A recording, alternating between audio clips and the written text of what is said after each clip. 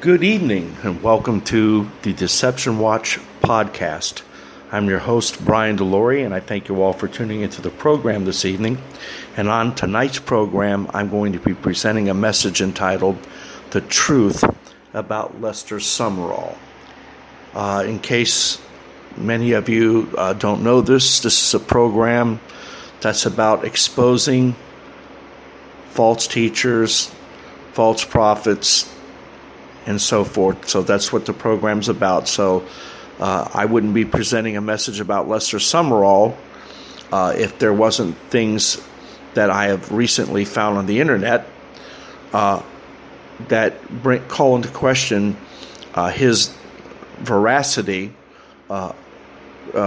concerning certain stories that he's been responsible for writing about in his books and talking about on these TV shows. These are things that he claims to have been personally involved with, and what I have read so far I find to be troubling. I can't say that any of it proves that Lester Sumrall was lying about anything, but it certainly is a very eye-opening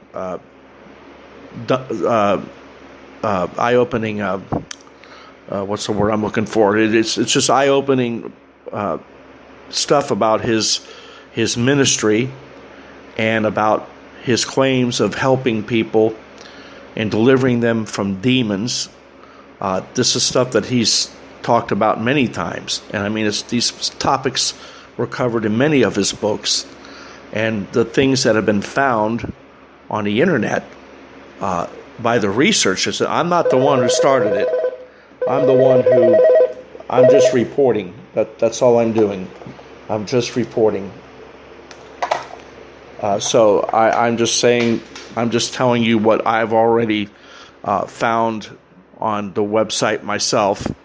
The website is anomalies.com. I apologize for the interruption there on the phone call. Every time I go to do a podcast, that's when the person who knows best that they shouldn't be calling me calls. It never ceases to amaze me. Anyhow, so anomalies.com was the one I had just stumbled on. I wasn't even looking for it, and when I found it, I said, "Oh, let me read about that. Let me see what this says." And as I began to read, they were calling into question Lester Sumrall's involvement with a girl by the name of Clarita Villanueva. She was from Manila, Philippines. She was a prostitute who was arrested and taken to the Bilibid prison, which was being used at the time as a jail for people who were picked up by the police. That prison, I believe, is 300 years old. It's been there a long time, and it was a prison, and they turned it into a jail. I don't know if it's still being used today for any reason. But anyhow, she was taken there, and then after she was taken there, she began claiming that she was being bitten by these entities that only she could see, and she described them in detail. I'm not going to go into that. It takes too long. And really, the point is she claimed that this was happening. And so she was examined by the prison doctors, and they definitely felt that something, particularly the chief doctor, felt that something was amiss, that something beyond their expertise was happening, something of a supernatural nature. And, of course, all of this was covered by the press. There was plenty of press people there. I mean, you can still find the stories back. This was in May of 1953. Like the 10th of May of 1953, and I don't know how far out it goes from there, but the press was definitely covering this, and so this is a factual story itself. The only thing that they weren't able to determine, these researchers on anomalies.com, is that Lester Sumrall was involved at all with getting this girl delivered. There is no mention made of a Lester Sumrall in any of the original newspaper articles that can still be found online. Secondly, there were other versions of this story that came out after the fact, and they do not mention any involvement of Lester Sumrall. Some of them have sort of a bit of the same elements that are found in Lester Sumrall's story, but they didn't mention Lester Sumrall by name. And then on my website, by the way, which is DeceptionWatchMinistriesInternational.com, that's the new website for the program, I have a story about this that I wrote, an article rather, that I posted there a couple days ago, and there's actually a picture of Lester Sumrall praying for some girl. You can't see her face, and it says that he's praying for this Clarita Villanueva, and but you can't see her face. And on another picture that I have posted there, you can see her face. This is something that is happening at the time the picture was taken, that she was going through one of those biting incidents, if you will. And so if you look at her picture and when she's being bitten, and the picture of this girl that Lester Sumrall was supposedly praying for, you can see that they don't look alike.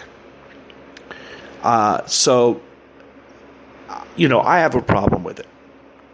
Lester Sumrall is not someone you can trust. Lester Sumrall has uttered many false prophecies. And Lester Sumrall has been called into question. I think he had something called World Harvest Ministries, and it had something to do with feeding the hungry, and he was called into question about that. They were questioning whether or not it was accurate that he was putting out so much and helping so many people, as I recall. And there may be other things that they were questioning. But anyhow, he's had some problems with credibility, some issues with credibility. And there's another story that I mentioned. I have to go for the sake of time. I just have another 6.5 minutes left. There's another story that's posted on my website, a story of Cornelio Closa, another person whom Lester Sumrall claimed to have delivered from demons that were causing this boy to actually disappear. Now, that's the story. And I tell you the truth, you can't find anything about it online. You can't find out anything about Cornelio Closa himself in his book Alien Entities. I wish I could tell you which page, but it's definitely in the section which talks about Cornelio Closa. It says that Cornelio Closa, Lester Sumrall wrote about Cornelio Closa, that he went on to become a movie director. Well, I can't find anything out about that online, and I can't find it. I even went to Wikipedia and went through a list of Filipino movie directors. It's not there. You can't find anything out about him. You can't find out anything about the story. It all comes right back to what's written by Lester Sumrall or someone who's quoting him. And so this is very troubling to me. Did Lester Sumrall make up these stories, fabricate these stories in order to advance his ministry, which is what many researchers are suggesting? Well, we can't say with absolute certainty that's what he did, but it certainly appears that is most likely the case. But I will never say that that's what definitely happened with him, but there's definitely some things that are out of order, that don't make any sense. I mean, wouldn't you think after a story like these two that these people would have stayed in touch with Lester Sumrall and with his ministry? Don't you think they would have done interviews about their experiences? And supposedly they turned to the Lord, but then again, nothing's there. There's nothing about them there. So I don't know what I can say about this other than to tell you that I would take these stories with a healthy dose of skepticism. And I would take anything Lester Sumrall has to say with a healthy dose of skepticism. Lester Sumrall claimed that in the last 13 years of the 20th century, God told him that there would be a widespread revival around the world, and that there would be great signs and wonders. You know, the same things they always say about these revivals.